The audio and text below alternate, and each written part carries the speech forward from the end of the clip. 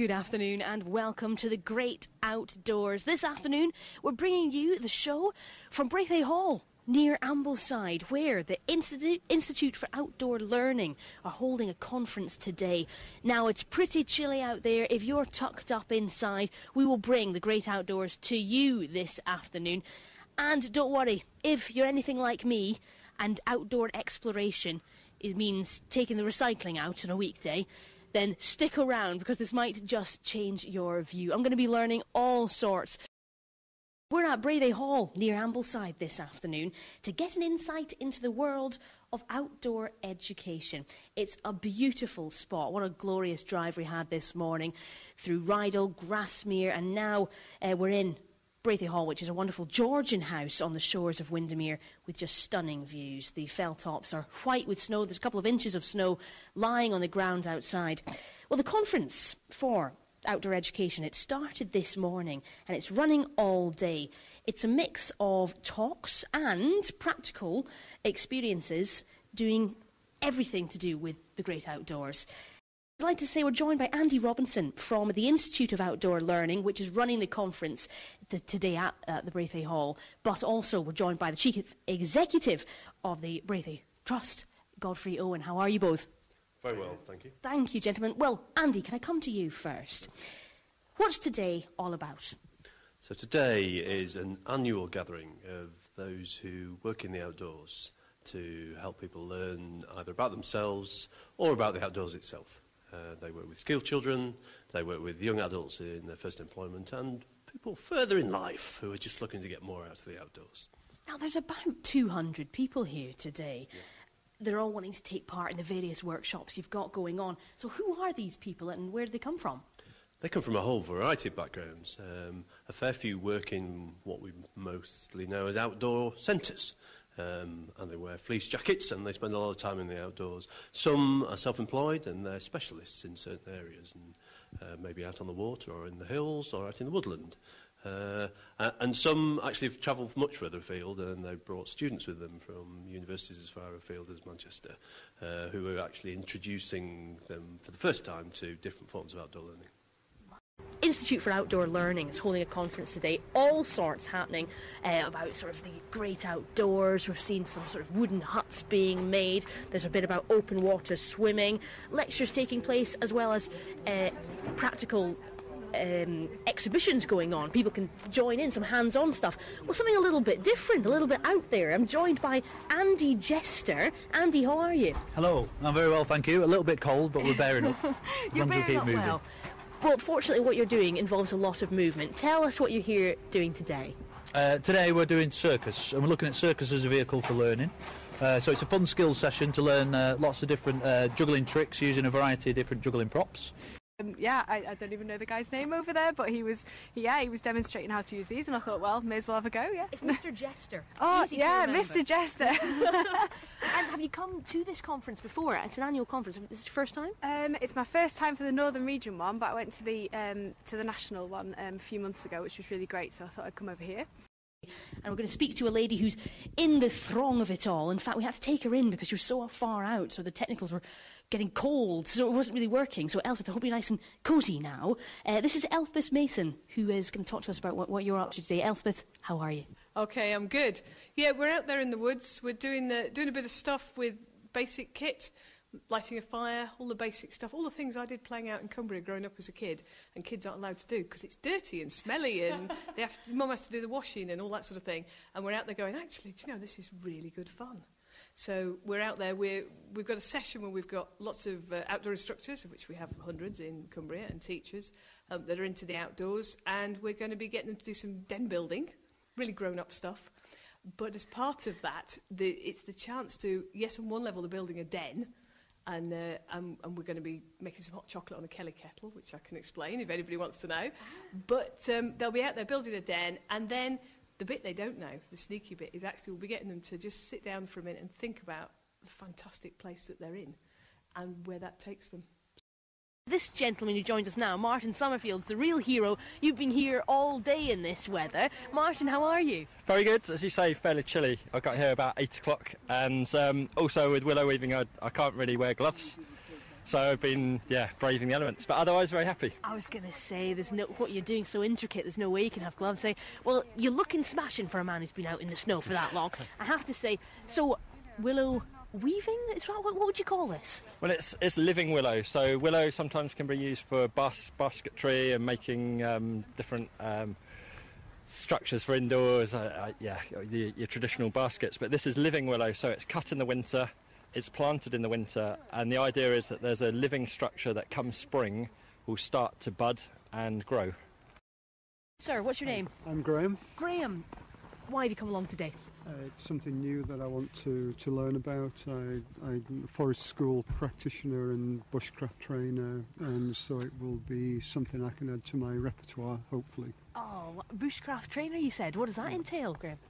It's part of getting children, young people out into nature and shelter building, campfires, just reconnecting with nature. I think it's important that young people, we've lost, in many cases, people have lost the engagement with nature, and I think society is suffering as a result. So if I can get young people out and enjoying and relaxing in nature and, if you like, being as one with nature, and if we can make some willow structures that they can sit in and relax in, then that's all to the good, I think.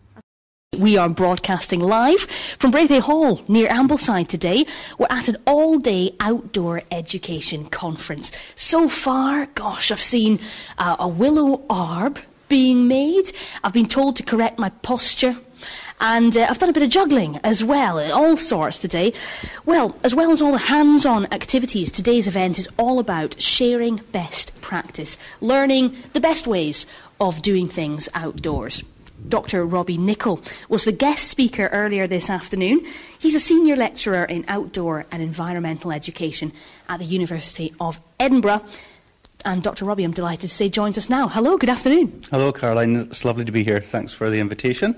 A pleasure to have you on the show. And you came from Edinburgh this morning. A safe journey? Safe journey, yes. Pleased to hear it. You came by rail? I did, and when you hear what I've got to say, you'll realise why I came by rail. Oh, really? Go on. Yes, because I was talking about sustainability.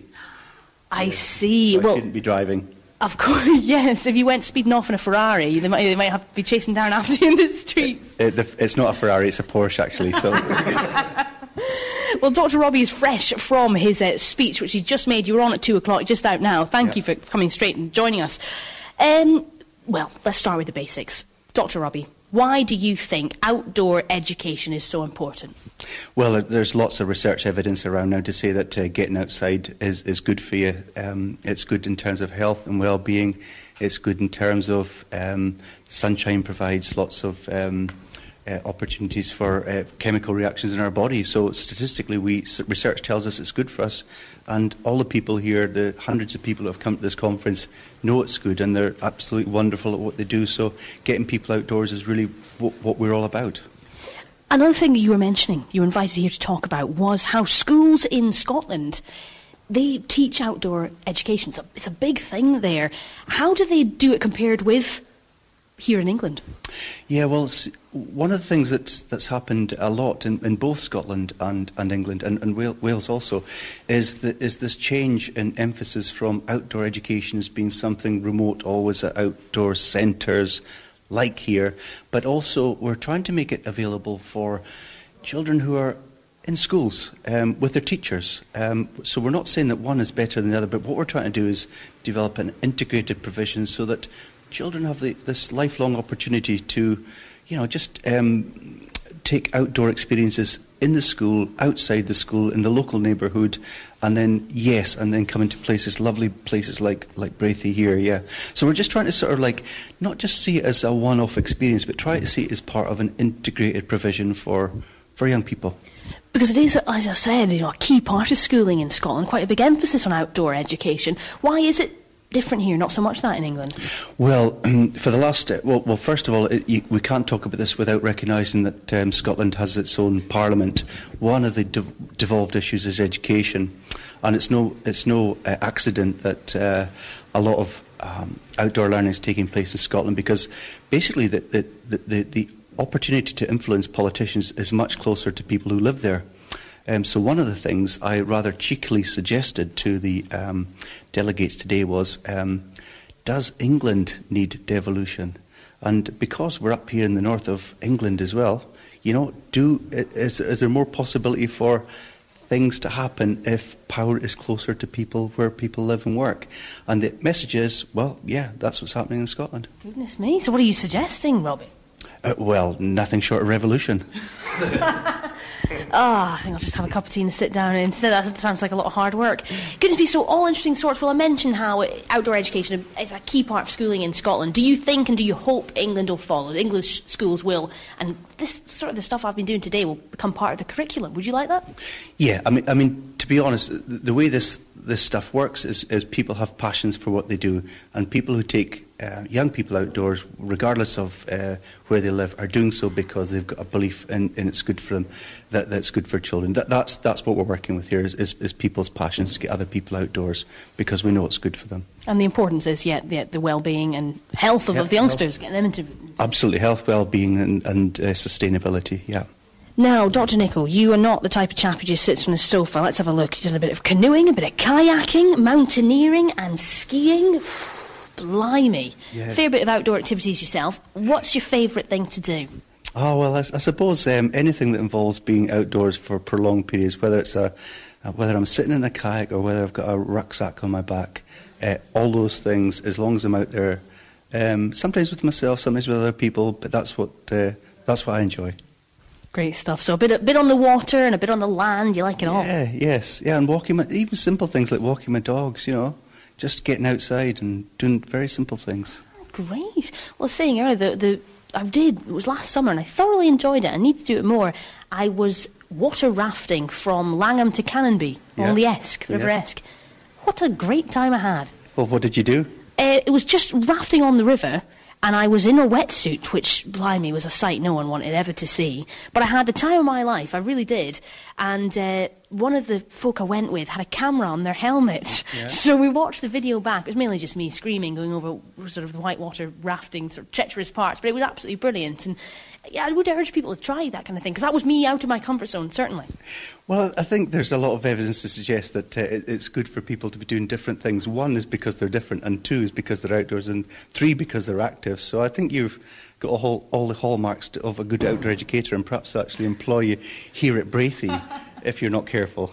I better watch myself. Well, I've already proven I can weave. Oh, it's been a real pleasure, Dr. Robbie Nichol. Thank you so much for your insights. Been a pleasure to talk with you. Thank you. Are you heading back up to Edinburgh later on today? Yes, I'm catching the train. I bet you. That's Dr. Robbie Nichol. He was the guest speaker earlier this afternoon here at Brathay Hall. Great to hear his insights, and big fan, of course, of outdoor life, getting youngsters especially out and involved. One of the sessions at Brathay Hall today, it's called An Introduction to Pioneering and its Use in Campcraft, Backwoods and Outdoor Learning. The man to tell us all about it is Alan Cornforth. He joins us now. Hello, Alan. Hello. Lovely. Now, which member of the famous five are you then? I was the dog. Lashings of ginger beer, I think, are necessary. Thank you very much for joining us.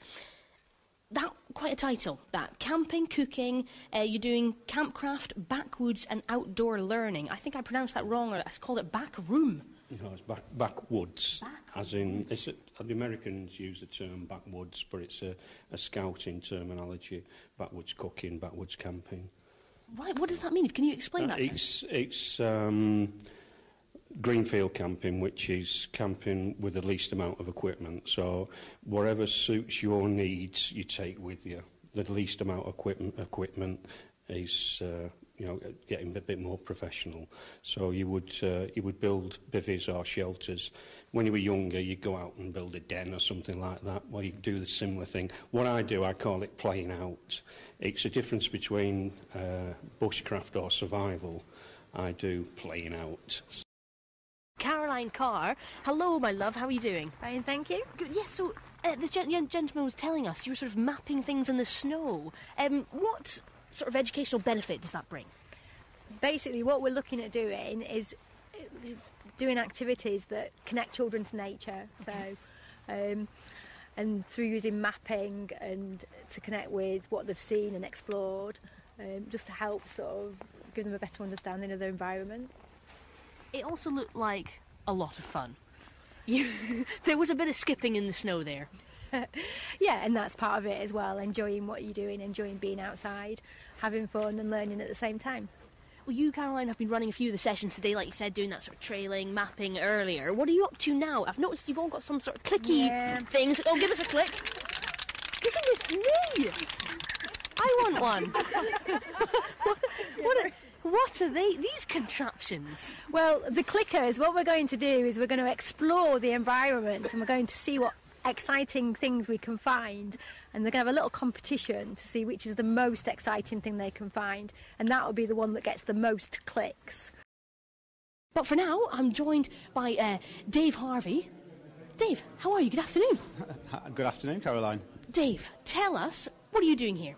Well, I'm actually here representing the Association of Heads of Outdoor Education Centres, which is a national body, and we basically help young people to come away and experience the outdoors over a period of days.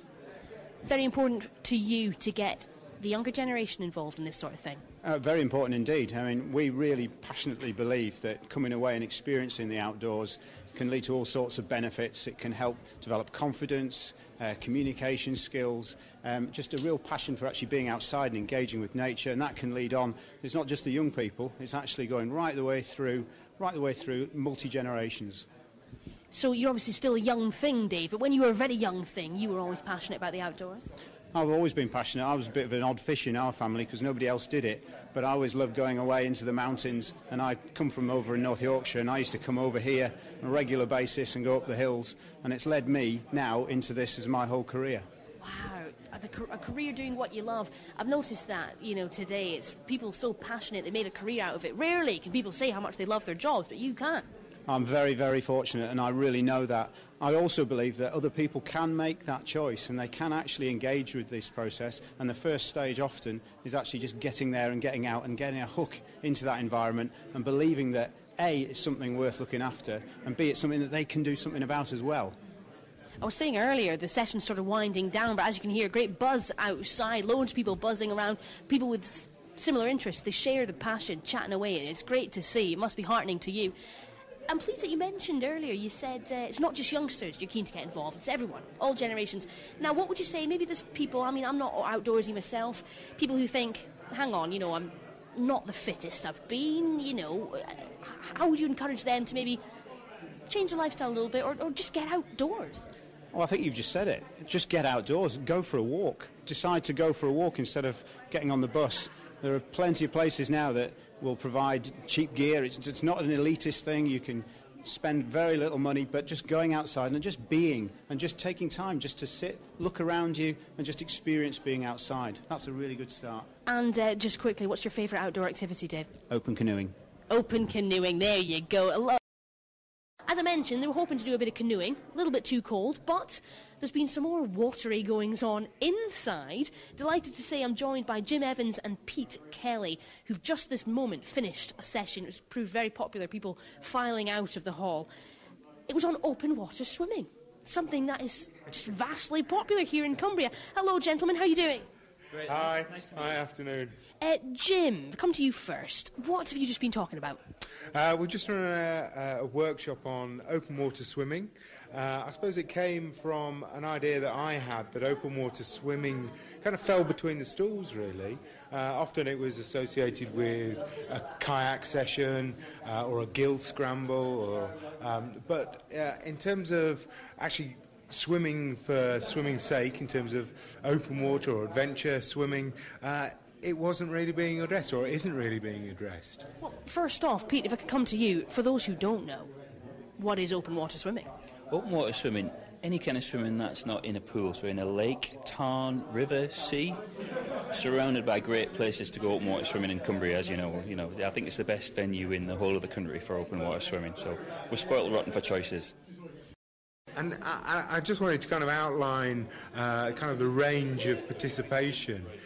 So we've had a guest speaker in that session, Jane Garner from Langdale Primary School, who's been swimming through the school, supported by the authority, with young people from the age of 9, swimming across Coniston and across Windermere, and she was kind of outlining that range of experience that they've been involved in. So this isn't just for kind of folks that are feeling a bit nutty in their middle age. Well, that's the thing, you know, people think maybe it's just something for the outdoorsy types, but not at all. In fact, anyone can enjoy this. And it sounds, you know, when you get into it, really quite peaceful, quite lovely. It is. I think at the end, it's the best thing to, I mean, as I say, I keep coming back to this, we're spoiled. After work, I can go and have a swim in Windermere. But if a visit is coming over at the weekend, I can't, you know, for stress relief or for just something lovely to do, you know, it's one of the best things I could say. You know. You're listening to BBC Radio Cumbria. What a great afternoon we have had. We've been at Brathay Hall near Ambleside. Fantastic. There's been a conference here all day. The Institute for Outdoor Learning have been here. I'm joined once again by Andy Robinson from there. How are you doing, Andy? Hi, Caroline. Great, thank you. Great. We've had a wonderful day. It's been fantastic. And we're just standing outside the hall. What a view. We've got the snow on the ground, about 2 inches of the stuff.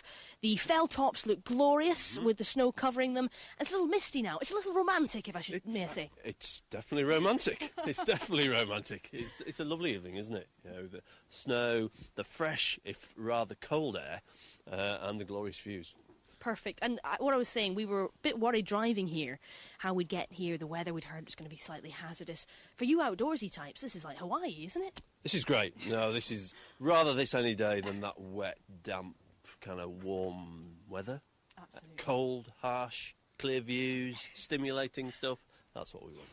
Breathe it into your lungs. Indeed. It's good for you, isn't it? So, Andy, you're pleased with how today's gone? We've had a lovely time. We've had over 200 folk here from all over Cumbria and further afield, you know, down to Lancaster and further into foreign lands.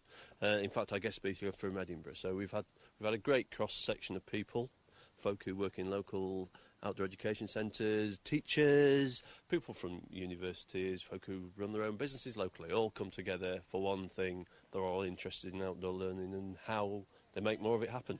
I mean, young, old, male, female, there's not a typical, person at this outdoor learning day. Yeah, you've seen that today. You've seen what a cross-section of people, everything from the student just exploring this as a way of shaping their life, of making a living, you know, to the slightly haggard, well-experienced, modicum of grey-haired, even, yes. It's been absolutely fantastic. Thank you for being such a wonderful guide as well, Andy. I have learned so much. As I said at the start, you know, not the most outdoorsy of types. I've certainly been inspired today. Now, this is an annual conference. This is the North one as well. We mentioned, that's right. You said, don't quote me on this, but Cumbria is a bit of a sort of figurehead, a bit of a leader when it comes. A bit of HQ for outdoors in the UK. That's right. No, it is. But it is. There's such an intensity of practice here. So many different people based in Cumbria. There are folk all around the UK, but not in quite such an intense gathering as you get here.